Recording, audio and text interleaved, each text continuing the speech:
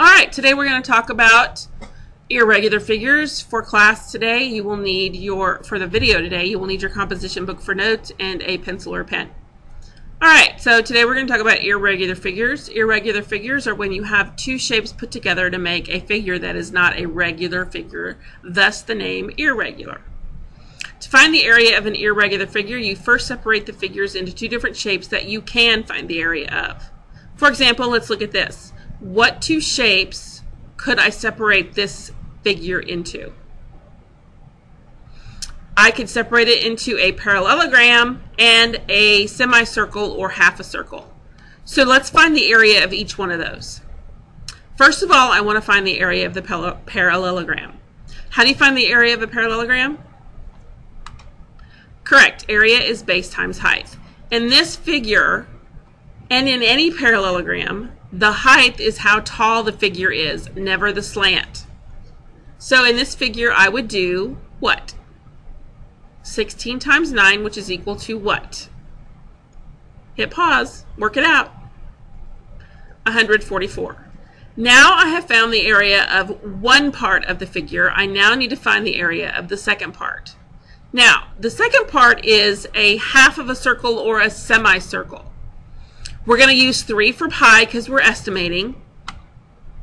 In order to find the area of half a circle, I first need to know the area for a full circle. What's the area of a circle? Pi times radius squared, or pi times radius times radius. Now, in this figure, I only have how much of a circle? 1/2. So I'm going to actually take a half of that. So the formula I am using today is 1/2 pi times radius squared. Now I need to know what my radius is. In this figure, I have a line that goes all the way across. What is that called? That's called the, come on, start to the D, diameter. Now, the diameter is not what I need. I need the radius. So how would I find out the diameter? I mean, how would I find out the diameter how would I find out the radius if the diameter is 16? The diameter is 16, what's the radius? Half of that, so it's 8.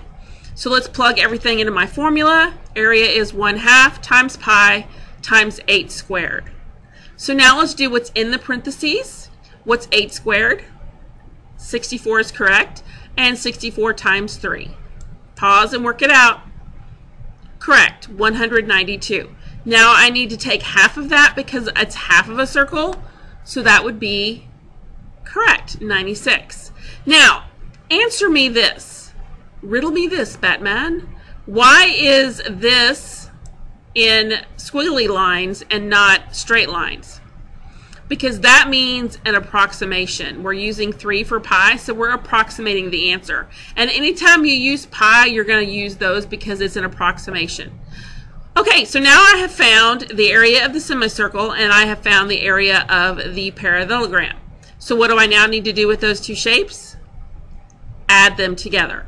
So 144 plus 96 is 240, and I've got to label it since it's an area. This would be meters squared. Don't forget to label. Okay, second shape. Find the area of this irregular figure. Why don't you hit pause and see if you can work it out first, and then I'll go over it. Okay, so I need to find the area of the rectangle and the area of the triangle. Now, the area of the rectangle is length times width, which would be in this figure 8 times 9, which is 72. The area of the triangle is base times height divided by 2, or 1/2 base times height. In this figure, it would be 1/2 times 2 times 9, which would equal 9. Add them together. 72 plus 9 is 81. Don't forget to label it yards squared. How'd you do? Excellent. Now it's your turn. I want you to find the area of this figure and bring it into class tomorrow. Now, this right here is what shape?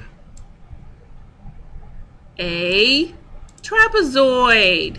And how do you find the area of a trapezoid? 1/2 base 1 plus base 2 times the height. See you tomorrow.